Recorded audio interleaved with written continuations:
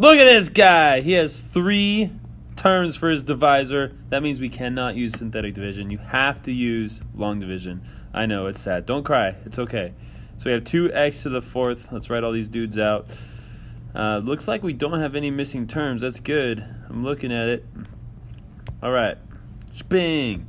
All right, so then we have x to the 2nd power plus 2x minus 3. 3 terms. All right, so I'm ignoring these guys right here. Ignore those guys. We only care about this guy and the first guy right here. So 2x to the 4th divided by x squared. This is what I'm doing in my head. I would not write this out unless I was really slow at thinking. So then I get x squared. So I'm going to put, no, that's 2x squared. 2x squared. So we have 2x squared. We're going to distribute it to this. We get 2x to the 4th plus 4x to the 3rd. And then we get minus 6x squared.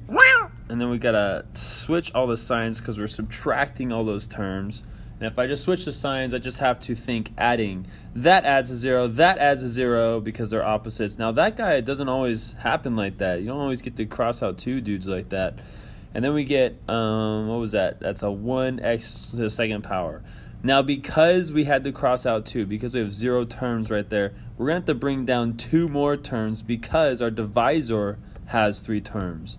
So we get plus 3x, then we have minus 2. Looking at the first term, I go, that guy divided by x to the 2nd power, that is just 1. So I do plus 1 right here, right on top of my constant. Got my constants on top of each other. X squared plus 2x minus 3. And then I change all the signs. So I get 1x, and then negative 2 and 3 is positive 1. Now, because I don't get a 0 at the end, because that is not 0, that means 2 things. 1, this is not a factor of this guy. And then the other thing that it means is we have a remainder, so we have to write plus, and then we write x plus 1 over x squared plus 2x minus 3. And that is our answer. Now, you've done that before with long division. Don't think that's a brand new thing. Think back to when you would have like 15 and you were dividing that by 2.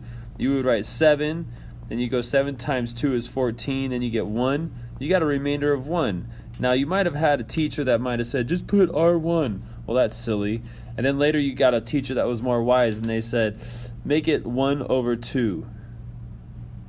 It's actually 7 plus 1 over 2, but we don't write the plus sign when we write mixed numbers. And so this is not a new thing. You just add the fraction to it, you put the remainder on top, you put the divisor on the bottom.